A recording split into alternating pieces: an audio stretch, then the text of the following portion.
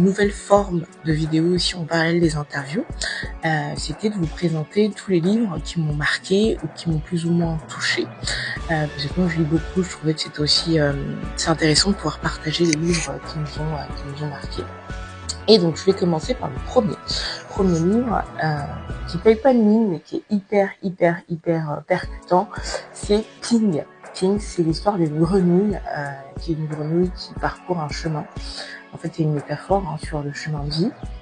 Et ce qui m'avait plus touchée, déjà je vais vous raconter l'histoire, c'est une ancienne collègue qui me l'a offert quand je finissais mes études il y a à peu près bientôt 15 ans. Et donc à l'époque je savais même pas que c'était du développement personnel et j'ai noté quelques petites phrases que je vais vous lire qui m'ont plus ou moins marqué. Et pourquoi j'encourage ce livre? Parce qu'en fait, c'est une métaphore, donc c'est très facile à lire. C'est l'histoire d'une grenouille. En fait, il faut se mettre à la place de la grenouille et s'imaginer du coup que ça peut être notre parcours de vie. Et ce qui est intéressant, donc j'ai noté quelques petits passages que je vais vous lire. Là, tout au début, je vais noter donc. Si le chemin que tu suis n'est pas parsemé d'obstacles, il ne mène nulle part. Effectivement, c'est vrai qu'aujourd'hui, on se rend compte avec du recul que des fois, même si tu as une destinée, même si tu as des rêves, même si tu as un désir profond, et en fait, ton chemin peut être parsemé d'obstacles.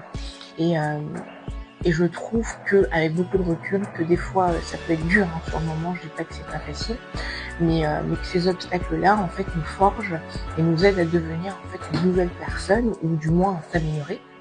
D'où le podcast Les Papillons. C'est des transformations intérieures. J'ai noté aussi une phrase. Il est difficile de se détendre lorsque la crainte s'installe en soi. Effectivement, ça aussi, ça peut être un sujet quand on a envie, quand on est sur le chemin de ses désirs, de ses rêves, on a envie de changer les choses, mais on est pris par la peur des autres, la peur de se ridiculiser, la peur de se lancer, la peur de pas mal de choses, et c'est vrai que ça peut être un vrai handicap pour l'avoir vécu. Moi, quand c'était en 2018, quand je me suis lancée au départ en indépendant, c'est vrai que j'ai eu aussi pas mal de peur. Après, j'étais motivée par beaucoup d'autres choses qui m'ont, je pense, libérée de cette peur. Mais voilà, si ça peut parler à certaines personnes. Et aussi une dernière phrase que je vais vous dire, qui, je pense, va résumer du coup quasiment ce bouquin.